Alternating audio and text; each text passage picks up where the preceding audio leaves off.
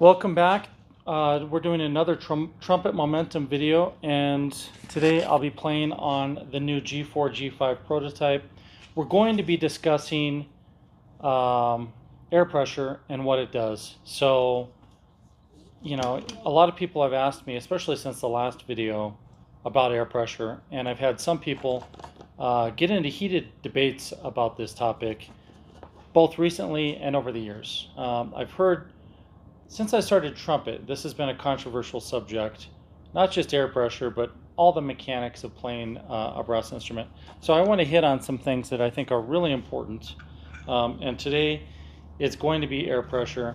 We're going to discuss the two main things that air pressure actually does affect.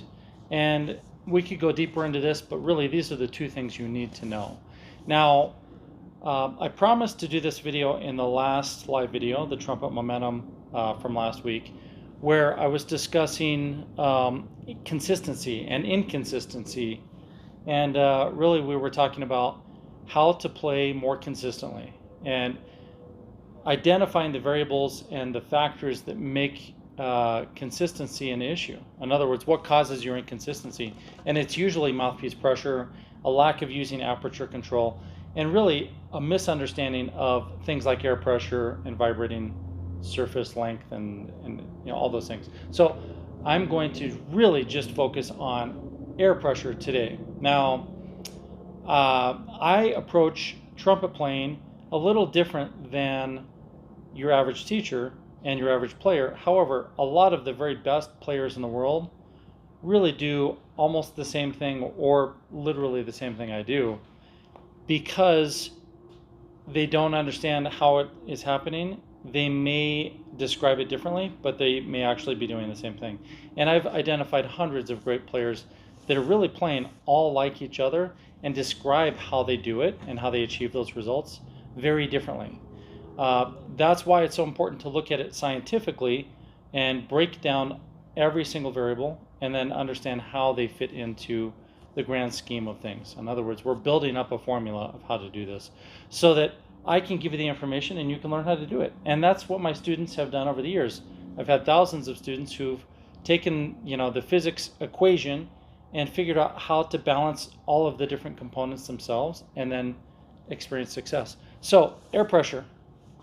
I've heard a lot of information about this that is misleading. Quite a few people say you really don't need air pressure, and a lot of other people say you really need to use a lot of air pressure to play trumpet. And there's a misconception of how it works and what it does. So let me ask you, what role do you think air pressure plays in performing on a brass instrument? And then how can we know these things? How can we actually know what the air pressure is and how it changes? So these are important things to discuss further into Trumpet Momentum, or if you've been a subscriber, you may have seen some of these things in the past. But for subscribed members, we will get into actual physics experiments where you can see how air pressure changes different things. And the two primary things that we're going to talk about are the pitch and the volume. In other words, how loud we're playing. So air pressure, first off, will change the volume, how loud something is. And that's really what decibels are measuring. If we talk about something as 100 decibels, we're talking about it's an amount of air pressure, or pressure, the sound wave pressure. So when we talk about decibels, it is the pressure that is exerted on, say, your ears or a microphone or something else. The more air pressure, the more decibels, the louder it is. The less air pressure, the less loud it is. Now, if you're on a single pitch and you increase air pressure without changing your aperture size or anything else, you can increase the loudness, which is the air pressure, and also it's the decibels. So let me do that. Hold on a second. I guess Christine put this horn together. I haven't played it yet. She must not have played it because she put something in here backwards. So let me check out what happened. Actually, to save us time, I'll just pick up a different trumpet. Okay, let me go to this one. Sorry about that. Okay, so I am on the 2016 Summit.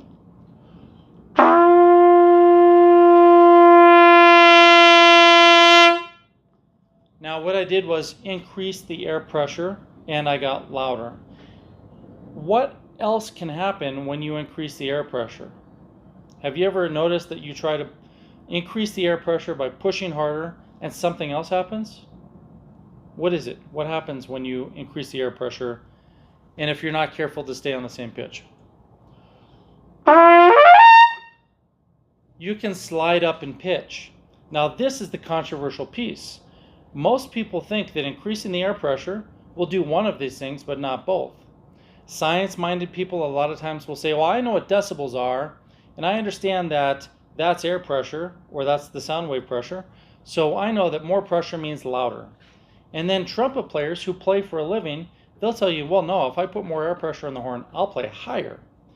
But those two people usually aren't the same person, and they usually disagree with each other. And I get these controversial, almost arguments on social media, even on my YouTube channel, and in person all the time.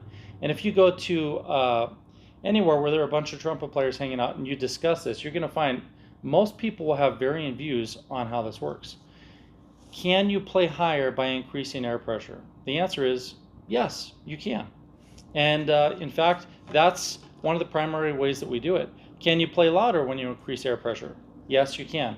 So now how can you play higher and louder, and how can you play softer and lower? Is it possible that a really low note is low air pressure, but you play it really loud and then the air pressure increases? Well, the answer is both. Yes, both of those things can happen because it's not the only variable. The other variable is the frequency. So what frequency did you vibrate? In other words, you set the air column into motion, and how many cycles per second are you getting in that closed system, which we call a standing wave? That is going to affect the pitch as well. So if I increase air pressure, but I keep my lips more closed, then I can actually excite my lips at a higher frequency, and I can move up in the partials on the trumpet. And that, of course, is another way of playing higher. So that's one of the reasons that talking about air pressure can be so very confusing. I can't play with very, very low air pressure and play really, really high. The pressure changes somewhere. You have to have enough pressure to be able to get the lips to vibrate at a higher frequency. And this is a tricky kind of thing to measure because having some kind of air pressure gauge in your mouth and in your instrument, in your lungs, those things are very difficult. You're not going to be able to measure all those things with equipment. However, we do have physics experiments. I'll show you how we've done it and how we can actually measure these kinds of things. Increasing the air pressure doesn't necessarily mean you have to blow harder. It simply means you need to let less air out of your lips and make that aperture smaller, because the key to playing higher is actually having a shorter vibrating lip length or vibrating surface. So if I let just a tiny bit of air out of my lips and they're really open, then it's going to be a really relaxed, calm, low note. If I increase the air pressure and I balance it out for that partial, I can play that note nice and solid. Now, to get that pitch just right, I had to match the air pressure and the aperture to get the correct vibrating surface. That's a lot of stuff to talk about. And that's why a lot of teachers say, oh, if you're analyzing all this stuff, then it's going to lead to your demise. It's going to be too difficult to learn. And, you really shouldn't think about it, is what I hear a lot of times. On the other side, I hear, well, no, these are the hard and fast rules, and they only work this certain way. In reality, this is a balanced system. And if you get it out of balance, you can still have results that work. They just may not sound as good, or they may not give you the endurance you want, or the clarity, or the actual tone color, or they may be a detriment to your accuracy and your finesse. So we really need to balance all the factors, and air pressure is one of them.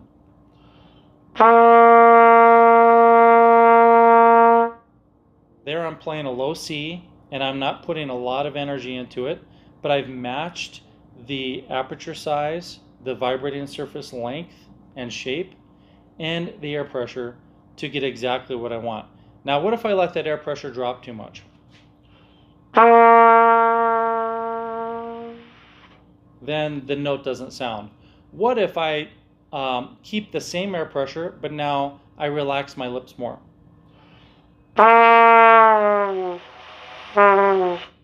My lips are so open that now I cannot resonate that frequency. My lips will not vibrate at the right frequency for that partial. Now what if I balance it all out and then I increase just air pressure?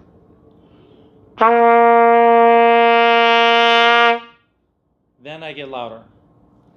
What if I increase air pressure and I make my aperture smaller at the same time? Now, that is what most of us want to be able to do. We want to be able to go higher easily. And all I did was give a little more air pressure and at the same time make my aperture size smaller.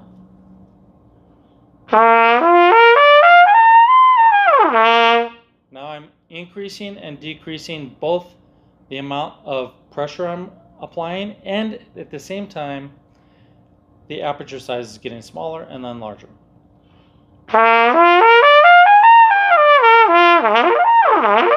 And I'm doing it really, really crudely, just thinking about how I'm changing the aperture and the air pressure. What if I try not to change my aperture size? For a lot of you, you don't change your aperture size consciously, and you may not do it much at all. Instead, you rely on air pressure and something else. That something else is usually a position and tension of the mouthpiece pushing against your lips and your teeth. So a lot of times we're increasing air pressure as we're kind of contorting the mouthpiece to squeeze the aperture smaller. So now I'm pushing harder into my lips. And to be fair, I'm not very good at using mouthpiece pressure, so I'm not the best person to give an example of that. But I have many colleagues and friends and clients who can use that kind of a system, and they can just wail in the upper register by just really pushing hard on their lips, squashing the lips to a smaller aperture size, and adding the air pressure at the same time. I am not qualified to show you that because it's not something I normally do, and I don't want to anyhow, because what I want to teach you is the aperture controlled version of it.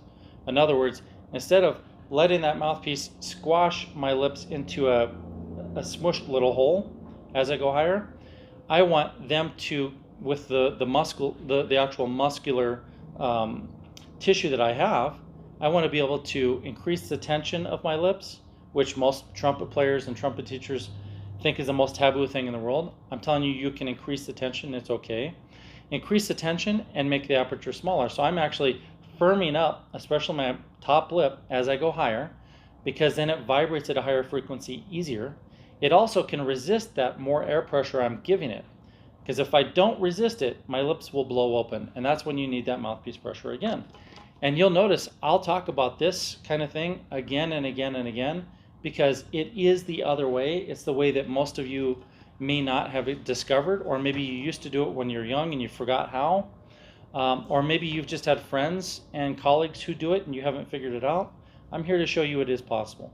So what I'm going to do is increase the tension of my upper lip as I go higher, add a little more air pressure, and I don't have to push really hard to play higher. I just have to give enough air pressure to keep that lip vibrating at the higher frequency. That's why we need the extra air pressure.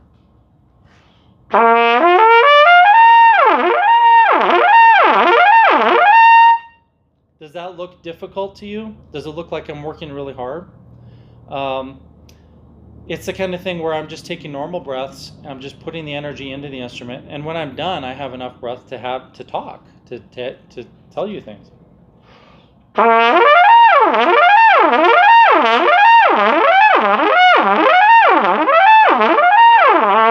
It's not difficult to do this.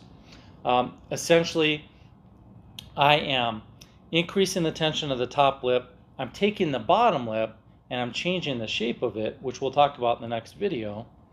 And that shape change is what allows the upper lip to vibrate at higher and lower frequencies. So even though it may sound like I'm just sliding through very, very easily and I'm not using mouthpiece pressure to do it, The reality is I'm doing some other things we have not discussed. So at this point, I want to go look at um, the video from the other side because I don't have a monitor here. If you have questions, now's the time to type in your question. I'm only going to be on for a few more minutes, and I want to answer any questions we have. And if you're one of the people that I replied to on our last video and you have questions or we want to discuss, we can go a little further in this video to do that. So let me see your questions. And I know I didn't announce the time on this. It's 4 o'clock on a Wednesday afternoon, which means the people watching, a lot of you either work from home or you're retired or you don't have to be at work or you work other hours. I get it. I'm not going to catch everybody. On Eastern time, you might be home from work, but I'm kind of stalling here to give you a chance to type in your questions. And I really want to just really address the concerns you have, because this is all about teaching you how to play easier with less effort and really a more efficient system. And the reason I adopted these efficiency techniques in my playing is because I went into the physics lab to learn how to play trumpet. And that's, of course, how I stumbled on all the physics to make trumpets more efficient. So all of this holistically is important to me. I spend a ton of time developing new trumpet designs and building trumpets, custom trumpets for people all over. But I also spend a lot of my time, really exploring and doing physics experiments to understand how the actual trumpet playing itself works. Understanding the mechanics, the fundamentals of the pedagogy. So let me see what questions we have.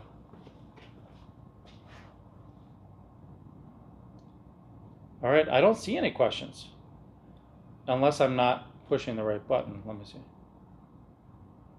No, I don't see any questions. Okay, so that's fine. Let me demonstrate it one more time. And keep in mind, as I'm playing higher, I'm letting less air out of that aperture controlled embouchure. So my embouchure is getting smaller, and in the next video we'll talk about how that's actually achieved. And my vibrating surface is getting shorter. Air pressure is going up. It doesn't have to go up a lot, but it does have to excite that lip at the higher frequencies.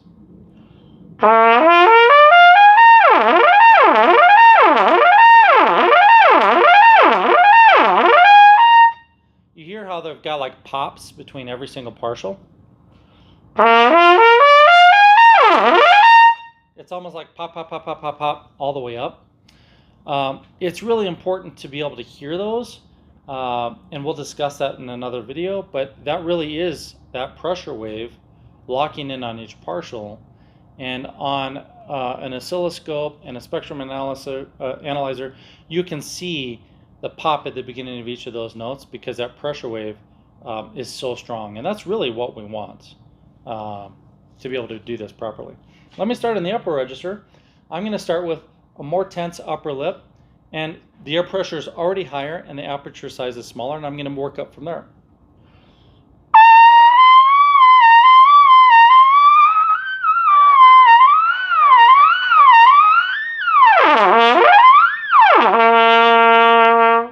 So there, I'm doing the exact same thing, but I'm using less and less air.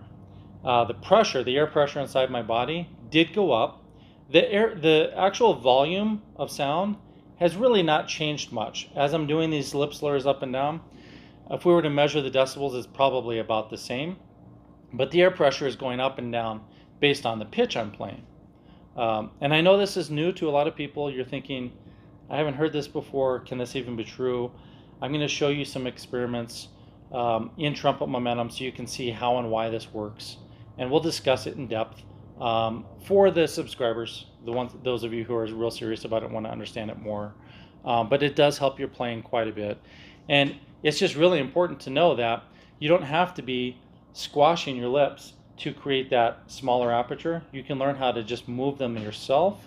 And last week we did that exercise, which I'll review right now, where I pull the lip off of the bottom of the mouthpiece and keep my buzz going.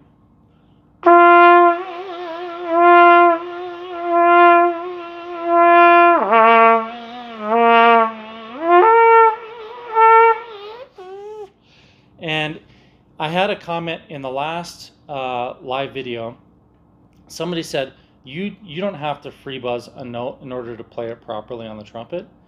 And my reply was, actually, yes, you do. You should be able to free buzz the note that you're going to play if you are relying on aperture control as your mechanism to create the higher pitch. If you're relying on your arm and mouthpiece pressure, that guy's correct. You don't have to learn how to free buzz it, because you can just be squashing your lips all day long. And we can do that in a physics lab. I've done it with pieces of rubber and different material, where I just smash the mouthpiece into the rubber material and apply enough air pressure to set it in motion, and I get just the right angle and I can play higher notes with a mechanical apparatus. But it's really hard to make a mechanical apparatus that is like your lips, where the tension of the upper and bottom lip can change tension, or we can change the durometer by really flexing the lip, and we can also change the shape to all these other shapes, and we can make the vibrating surface shorter and longer. And the easiest way with a physical man-made apparatus to make the pitch go higher and lower is to increase the air pressure in the system and reduce the length of the vibrating surface. So essentially, we'd be taking, instead of a regular mouthpiece, we'd be taking different size mouthpieces to get different pitches, holding the vibrating surface at different lengths. That's one way to do it. That's how mouthpiece pressure works. And we just don't want that, because you can actually move your lips yourself. And this exercise helps you learn how to do that.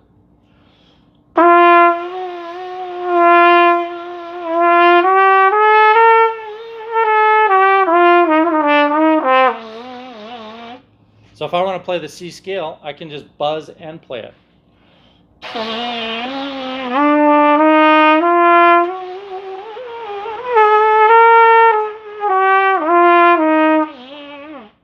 So I can do that and free buzz the notes. Again, getting back to the previous video, somebody had asked in that video in the live section, in the comments, do you need to be able to buzz the pitch, even in the upper register, to play the note if you're using aperture control? And the answer is 100% yes, you do. If you cannot buzz a C, then you really shouldn't be playing C unless you want to rely on mouthpiece pressure techniques. So if you want to use aperture control and have amazing tone and endurance, free buzz it. Now, I'm not saying free buzz everything, but you should be able to do that.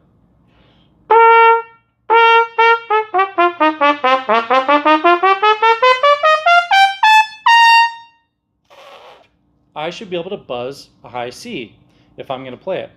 And if I'm going to play a double high C, I should be able to buzz that too.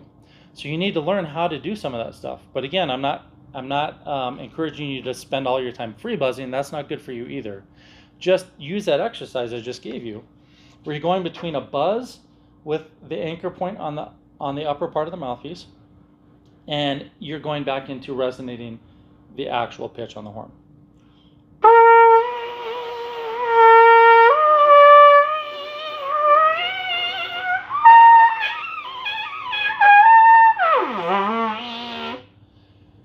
That is so important to learn how to do. And when you learn how to do it, your sound's going to open up, be bigger. You'll lock in on the center of the pitch much easier.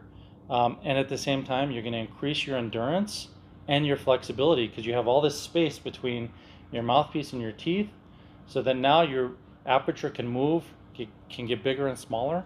And that's kind of the basis of aperture controlled embouchure. So air pressure, to review, it can change the actual volume, the decibels. We can make it louder by adding more air pressure, and we can reduce the loudness by reducing the air pressure. We can also use air pressure to excite the lips at higher frequencies, which is really important, especially as you play higher. And in doing so, you have to coordinate aperture size and shape to match in order to match the actual frequencies of the overtone series that you're playing on the instrument. That's so many people. I'm going to check and see if we have any other questions, and then we're going to call it a day. All right, I do see a question. How do you take breaths while playing? My embouchure loses ability to play high after taking a breath. So very quickly, I'll say this: if your embouchure needs to be reset after playing high notes when you're taking breaths, then it's very likely that you have too much mouthpiece pressure. I say that because I've seen this with a lot of people over the years and with quite a few students, where they go to play a high note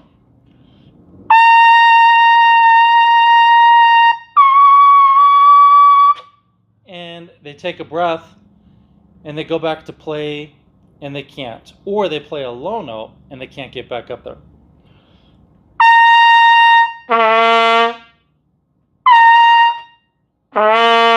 You should be able to pull the horn off your lips and play any note at any time. If I want to play a B, I should be able to just hit a B. I shouldn't have to do anything special to get there. However, a lot of players will work their way up to the high register by kind of moving things around and adjusting mouthpiece pressure and angle, depending on their dental structure. It's different for everybody, to nail those high notes. So they may be like this. And they can't quite hit the whatever note it is until they find that exact spot and angle. And if you're doing that, you're not relying on the aperture controlled embouchure techniques. And the truth is, I can't tell you how to do it with mouthpiece pressure except to practice it a lot. And that's kind of the common advice with trumpet playing, is just practice a lot and you'll get through it all. Kind of a brunt force, just plow through it. If we have a big enough train engine and enough momentum, we can plow through anything, right?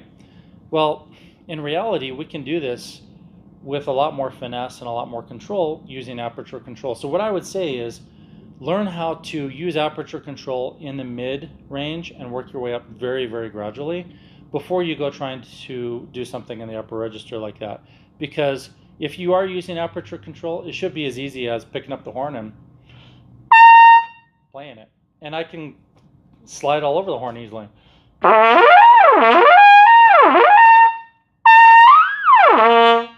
That should not be difficult to do because I'm literally just changing air pressure, maybe moving my tongue a little bit, and also just making some adjustments here that we'll talk about in the next video. So that's a great question. Thanks for asking. Thank you all for joining me today, and I'll have another live video probably on Friday. So we'll see you then.